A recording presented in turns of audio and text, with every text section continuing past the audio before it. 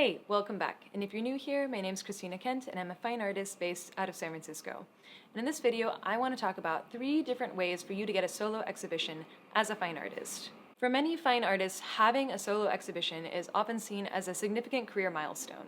In my own experience, I had my first solo exhibition this year, and for me, it was huge. I was able to meet so many new collectors, I was able to sell a lot of work, and even just knowing that I was going to do this solo exhibition and being able to create a body of work that I could exhibit in that space, that was just really motivating and inspiring to my art practice. And it may seem like just another line on your CV, but I do think it is helpful when you're applying to grants, residencies, things like that. Having a solo exhibition can give you a lot of legitimacy as a fine artist.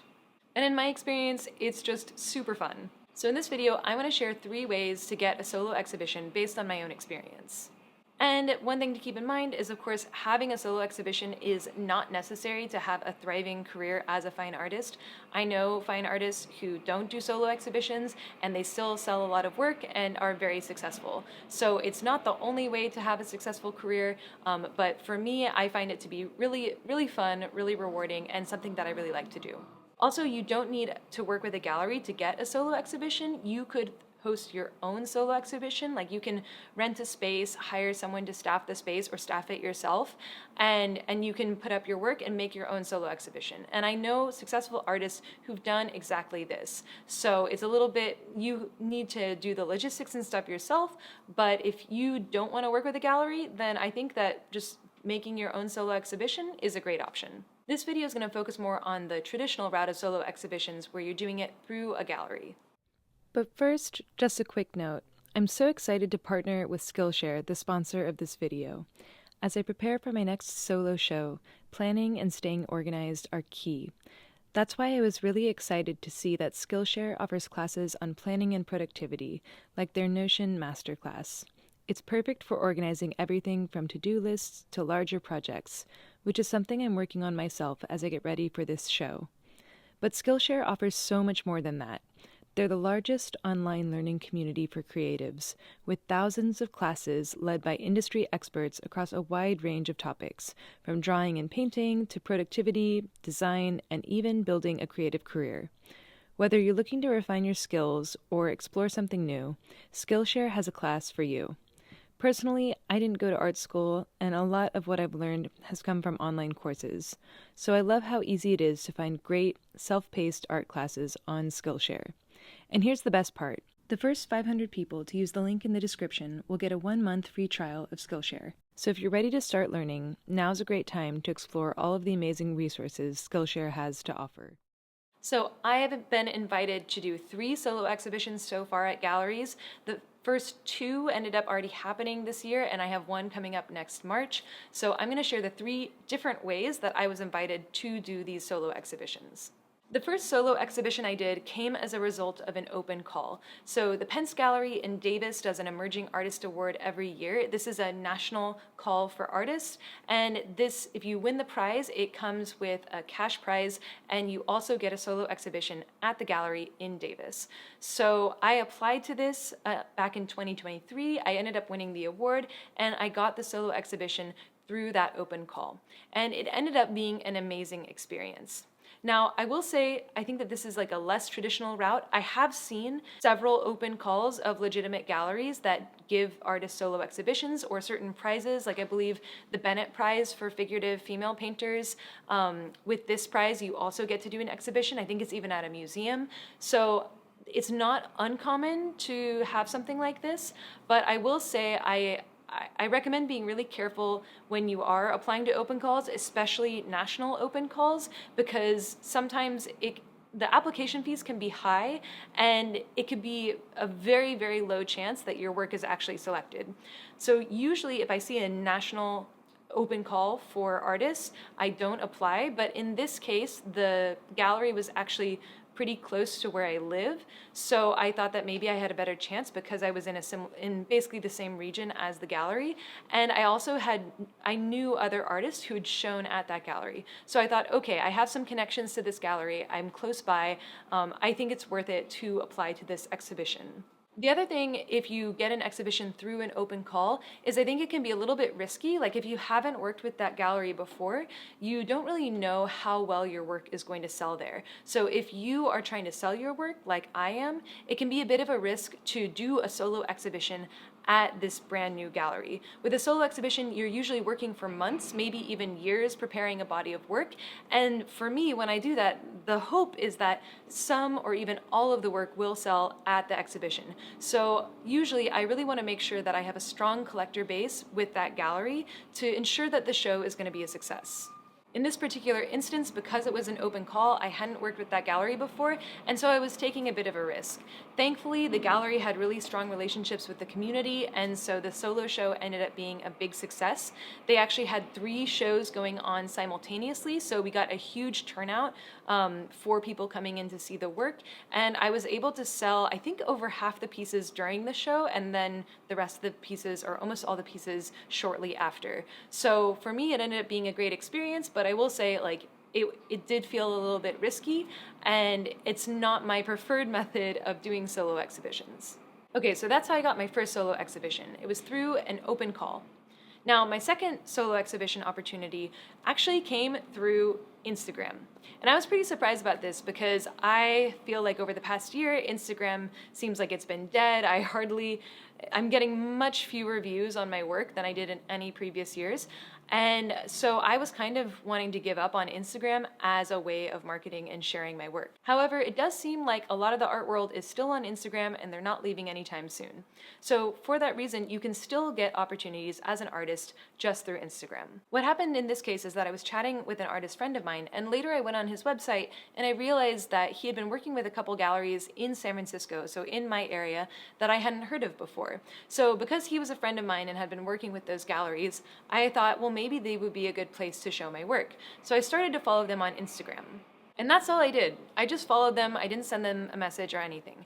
I find it with galleries, it's important not to be too forward, not to pester them, not to come across as being super pushy. So usually I find following the gallery is fine, and then I kind of wait for them to send me a message. And in this case, the gallery messaged me within about a week. I think what happened was they saw that I was following them, they maybe saw that we had some mutual connections, and they saw my work, and they thought that I would be a good fit. And so they messaged me very quickly, and they actually asked me right away if I wanted a solo exhibition at the gallery. Now, this solo exhibition was basically to go along with another artist. So they had 2 rooms in the gallery. One of the artists was going to get one room, and they needed someone to fill the other room. I don't know if they had someone and then they canceled or what happened, but they had this open space. And I looked at the other artist who was exhibiting. I really liked his work, so I said yes. But the catch was that the gallery wanted the work for an exhibition that was happening the following month. So it was a really tight timeline. And also it was the month of August, which isn't always the best time to have a solo exhibition. Lots of people say that the art world kind of, or the art market really begins in September and then goes on until March, maybe April. So the summer months tend to be really slow and not always the best time to have a solo exhibition. That being said, though, I had a lot of work and a lot of inventory in my studio, and the gallerist was happy to pick from those pieces. So my thought was, well, if I don't put the pieces in this show, otherwise they're just going to be sitting in my studio. So even if this isn't a huge opportunity for me, it's a way to get some more of my work shown. I can get more exposure for my work, and the gallery was very close to my studio here in San Francisco, so it wasn't too difficult to bring my work over there. If I didn't sell anything, I could just take it back. So on the one hand, it wasn't the most ideal circumstances for a solo show. Also, I'd never worked with the gallery, so I didn't know how strong of a collector base there would be for my work through that gallery. So in that sense, it did feel a little bit risky, but I thought, well, otherwise the work's just going to be sitting in my studio. I may as well do this show and see how it goes. Also, we had a great opening. Lots of people came out. We did an artist talk, and I did an interview from the show too. So those press opportunities and getting that exposure was really nice. In the end, it wasn't a huge success sales-wise, but I did meet some new collectors and I got more exposure for my work. So in that sense, I was really happy with how it turned out. So the third solo exhibition I've gotten was through building a long-term relationship with a gallery. So I started working with this gallery in San Francisco several years ago, and they had an open call for a large group show. So an open call was that anyone in the Bay Area, any Bay Area artist could apply to put their work in this show. So I sent them a couple pieces, they really liked it, and they put the pieces in the show, and the pieces sold right away. After that experience, the gallery started inviting me to these invitation-only group shows. So there's still group shows. I still would submit only maybe 1 or 2 pieces to the show, but now I'm in a more curated group of artists and I could submit some larger pieces. And every single time they would have a group show, I would make sure that I would have work to submit. So I could see the themes of the upcoming group shows in advance, and I would make sure to have some work that sort of catered to that theme. This was pretty easy for me because the shows that they were doing already aligned a lot with my work, but it was helpful to like keep that in mind and just make sure if they had a landscape show coming up, I would have landscapes ready. If they had a cityscape show coming up, I would have cityscapes ready, etc. So I was consistently showing my work in these group shows, and they would have maybe 2 to 3 group shows each year, and at each group show I would give them a few paintings, and usually many of them, if not all of them, would sell. So over the course of working with this gallery and putting my work in exhibitions, I realized that they had a strong collector base for my work. I also realized that the gallery was really easy to work with. They were very friendly, they were very professional, they paid on time, and I felt like they treated my work well, and I could also see how they would interact with collectors, and I just liked their overall how they worked professionally. I saw these group shows as like small experiments working with the gallery, and through these small experiments I was able to see, is this a good partnership? And then last year, I was invited to a small group show at the gallery. So this was me and 5 other artists, and so I was able to submit a lot more pieces, and I was able to submit even larger pieces to the gallery. So this was kind of like a bigger test to see, okay, collectors like my small work, they like a few of my pieces, would they like even more of my work, and do they like these larger pieces too? The show ended up being a big success. I sold a bunch of pieces, and both me and the gallery were super excited. So after consistently submitting work to these large group shows, doing this successful small group show, the gallery finally invited me to do a solo show at the gallery. This, I think, is a more traditional route to getting a solo show at a gallery, having experience doing these group exhibitions, building that relationship over time, proving that there is an audience for your work. Like all of these things, I think are kind of the normal course of events for getting a solo show. And in case you're wondering, this gallery doesn't officially represent artists. It's kind of a more informal relationship, so they have artists that they tend to invite to do solo shows again and again, but it's not the same as having like formal representation from a gallery. And on that note, just to reiterate, these are the ways that I've gotten solo shows, but there are other ways to do solo shows. For example, if you do get representation from a gallery, oftentimes they'll give you a solo show every year or every other year. And also you can do your own solo show. These are both really legitimate ways to do solo exhibitions. So just to recap, there are 3 ways that I've gotten solo exhibitions. The first was through a national open call, a competition. The second was just through Instagram, through following this gallery. And the third was through building a long-term relationship with a local gallery. And I just want to reiterate that you don't need to have a solo exhibition to be a successful fine artist. I just find them to be really fun, and it's something that I like to do. Let me know in the comments if you have any follow-up questions, and if you've gotten a solo exhibition through a different route, then be sure to leave that in the comments. Thank you so much for watching, and if you like this video, be sure to like, comment, subscribe to my channel. All of these things really help. And as always, a huge shout out to my supporters on Patreon. You guys are amazing. Thank you so much for supporting this channel and making these videos happen. If you like my art, if you like my videos, and you want to help me make more, check out my Patreon at the link. Thanks again for watching, and I'll see you next time.